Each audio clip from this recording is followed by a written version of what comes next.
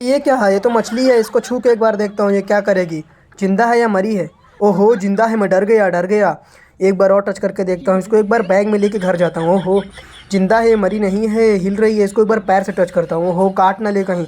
एक बार फिर से हाथ से टच करके इसमें कटोरी में रख देता हूँ। इसको फिर कटोरी सहित बैग में डाल लूँगा। ओहो, लेके जाना ही पड़ेगा मुझे। ओह, बाहर चली गई, बाहर चली गई। इसको वहीं पर रख देता हूँ जहाँ रखी थी, नहीं तो इसका मालिक आएगा मुझे चिल्लाएगा। अब आइसक्रीम खाता हूँ। वाह वाह, क्या आइसक्रीम है। मुझे लगता है आइसक्रीम इस डिब्बे के अंदर है। डिब्बा खोल के देखता हूँ। आइसक्रीम चुरा लेता हूँ। पागल है क्या? दूसरे के सामान ले रहा है, नालायक।